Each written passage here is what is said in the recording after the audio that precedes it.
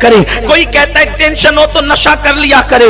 یاد رکھیں نشہ کرنے کی اسلام میں اجازت نہیں. سگریٹ کو اگرچہ مطلقاً اسلام حرام تو نہیں کہتا لیکن اللہ اکبر وہ قریب حرام کے ضرور ہے, بلکہ اگر اس کو قرآن مقدس کی روشنی میں لیا جائے تو جو ہے وہ بہت احتیاط کے ساتھ اس کو مکروہ تحریمی کہا جا سکتا ہے. اور اگر اس اعتبار سے لے, میرا اللہ فرماتا ہے فضول خرچی کرنے والے شیطان کے بھائی ہیں. تو سگریٹ ایک انسان اللہ اکبر ایک دن میں سینکڑوں روپے کی جو سگریٹ پی جاتا ہے تو کیا یہ اسراف نہیں ہے؟ یہ فضول خرچی نہیں ہے؟ اللہ اکبر. جب اسلام نماز پڑھنے سے پہلے جو نماز کی کنجی ہے جسے وضو کہتے ہیں, وضو میں پانی کی فضول خرچی کو اسلام حرام قرار دیتا ہے. میرے آقا فرماتے ہیں اگر تم کسی نہر کے کنارے بھی وضو کرو تو تم فضول خرچی پانی کی نہیں کر سکتے.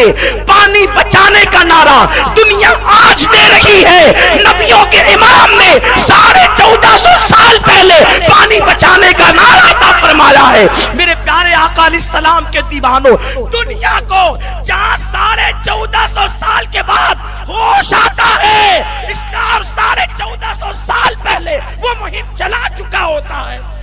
اسلام دنیا سے ہزاروں سال آگے ہے. اللہ کے رسول کا فرمان, آج لوگ پیٹرول پمپ پہ لکھتے ہیں پانی کی بچت کریں. آج لوگ کہتے ہیں 2 بوند کسی کی زندگی کو بچا سکتے ہیں. آمنہ کے لال نے کہا نہر کے کنارے بھی تم وضو کے پانی کا اسراف مت کرو. جو مذہب نہر کے کنارے پانی کے مس یوز پہ پابندی لگاتا ہو, وہ مذہب سگریٹ کے اندر آگ لگا کر کے اپنی دولت کو آگ لگانے کی اجازت کب دے سکتا ہے؟ ہمارے 16 17 سال کے بچے سگریٹ کے عادی ہو رہے ہیں, گٹکے کے عادی ہو رہے ہیں. میں تم سے پوچھنا چاہتا ہوں, سگریٹ پینے والوں, کیا اس قوم کو سگریٹ پینے کا حق ہے جس قوم کی بیوہ عورتیں سگنلوں پر بھیک مانگتی ہیں؟ کیا اس قوم کو اپنی دولت کو آگ لگانے کا حق ہے جس قوم کے یتیم بچے ہوٹلوں پہ کام کرتے ہیں؟ کیا اس قوم کو سگریٹ پینے کا حق ہے جس قوم کی بچیاں 30-35 سال کی ہو گئی ہے اور ان کو اس لیے رشتے نہیں آتے کہ ان کے ماں باپ کے پاس جہیز دینے کے لیے پیسے نہیں ہے؟ سگریٹ پی رہے ہو, ملک شام کے بچوں کی بھوک کا جواب قیامت میں کون دے گا؟ ہندوستان کے اندر سسکتی ہوئی جوانیوں کا جواب کون دے گا؟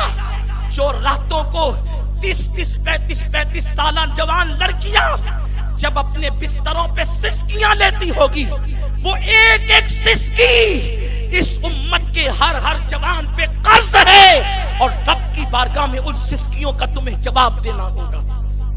ہم سگریٹ پی کر اپنی دولت کو آگ لگاتے ہیں.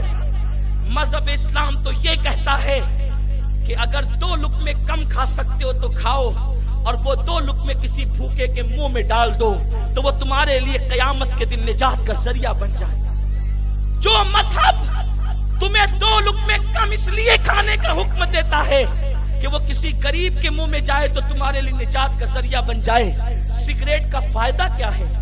نشے کا فائدہ کیا ہے؟ اللہ اکبر. سوائے نقصان کے بڑے بڑے ڈاکٹر, بڑے بڑے سائنسداں, بڑے بڑے جو ہے وہ اسکالر یہ بات کرتے ہیں کہ سگریٹ کے اندر نکوٹین ہوتا ہے. ہمارے ڈاکٹر صاحب بیٹھے ہیں, اور نکوٹین ہوتا ہے, اس کو 2 قطرے کتے پہ ڈال دیا جائے, کتا مر جائے.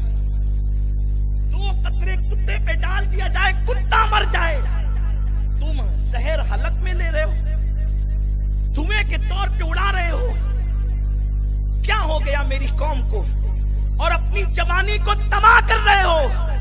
کل تک ہمارا 18 سال کا جوان ایسے کھلتے چہرے کا ہوتا تھا, ایسے کھلتے چہرے کا, یوں لگتا تھا جیسے کسی دریا کے اندر کسی کون نے مسکرایا ہو. اس کے سر کے بالوں کو دیکھ کر یوں لگتا تھا کہ جیسے سنبل کے پودے نے ابھی اپنی پنکھڑیوں کو زمین پہ بکھیر دیا ہو. ہمارے جوانوں کا شباب وہ تھا کہ ان کے شباب کے آگے کبھی اندلس کی سرزمین مفتوحہ نظر آتی تھی. مفتوحہ مطلب بہت زیادہ آپ کو مشکل نہ ہو جائے. میں اس بات کا عادی ہوں ہمارے برادر محترم حافظ امین صاحب کی بلا کی طرح کہ میں آپ کو آسان زبان میں گفتگو کروں، لیکن یہ بات بتا دوں ہمارے جوانوں کی جوانی وہ تھی جنہوں نے اندلس کی سرزمین کو اسلام کی زمین بنا دیا تھا. سندھ کی زمین پر 17 سال کا جوان آتا ہے جسے دنیا محمد ابن قاسم کہتی ہے اور وہ اسلام کا پرچم لہرا دیتا ہے. آج 17 سال کا جوان نکڑ پر بیٹھ کر سگریٹ پی رہا ہے یا نشہ کر رہا ہے. کیا بات ہے؟ ٹینشن ہے. میں کہتا ہوں خدا کی قسم مسلمان اور ٹینشن دونوں ایک جگہ جمع نہیں ہو سکتے. آپ کہیں گے میں مبالغے سے قطعاً کام نہیں لے رہا ہوں. یہ اسٹیج علماء اہل سنت کا ذمہ دار اسٹیج ہے. یہ سواد اعظم کا منبر ہے. یہاں سے بات مبالغے کے طور پہ نہیں کہی جاتی. خدا کی عزت کی قسم اسلام اور ٹینشن دونوں ایک جگہ جمع ہو ہی نہیں سکتے. بشرط یہ ہے کہ مسلمان سچا مسلمان ہو. میرا اللہ کہتا ہے الا بذکر اللہ تطمئن القلوب. اللہ کا ذکر کرو دلوں کو سکون مل جائے.